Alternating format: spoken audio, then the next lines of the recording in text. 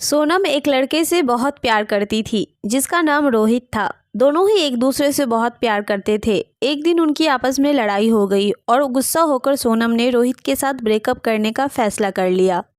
पर शायद रोहित सोनम से बहुत प्यार करता था और वह सोनम से अलग नहीं होना चाहता था। लेकिन सोनम ने रोहित से बात करना बंद कर दी और कई महीनों तक उनकी आपस में कोई बात नहीं हुई।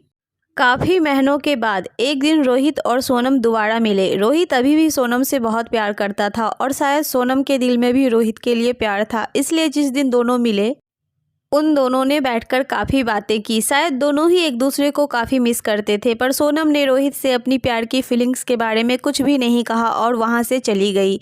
कुछ हफ्तों बाद सोनम और रोहित की फ़ोन पर काफ़ी बातें हुई, पर सोनम ने रोहित को इस बात का एहसास नहीं होने दिया कि वह अभी भी उससे बहुत प्यार करती है। इस तरह काफ़ी समय बीत गया। एक दिन सोनम रोहित से मिलने उसके घर गई। उसके घर जाते ही सोनम ने देखा रोहित के साथ एक बहुत ही खूबसूरत लड़की बैठी हुई है। दोनों बहुत ही हंसी मजाक में बातें कर रहे थे।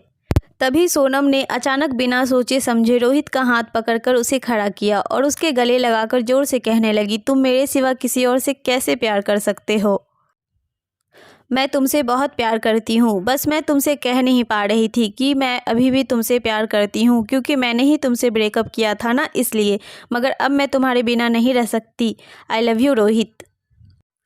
उसी वक्त रोहित और उसके पास बैठी लड़की जोर से हंसने लगी। तब रोहित ने सोनम से कहा, सोनम, जो होता है अच्छे के लिए ही होता है। जिस लड़की को तुम मेरी गर्लफ्रेंड समझ रही हो वह मेरी मौसी की लड़की है।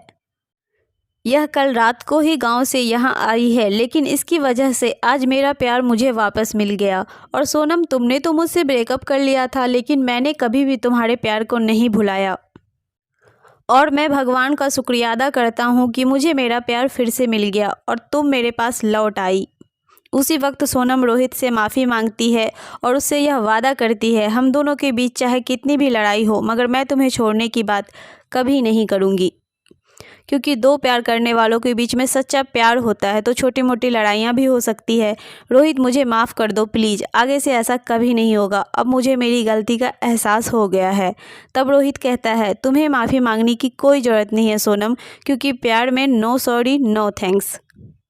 दोस्तों, प्यार में छोटी मोटी लड़ाइयाँ तो होती रहती है, लेकिन इसका मतलब यह नहीं है कि आप अपने सच्चे प्यार को छोड़ दें, क्योंकि दोस्तों, सच्चा प्यार बहुत ही किस्मत वालों को ही मिलती है।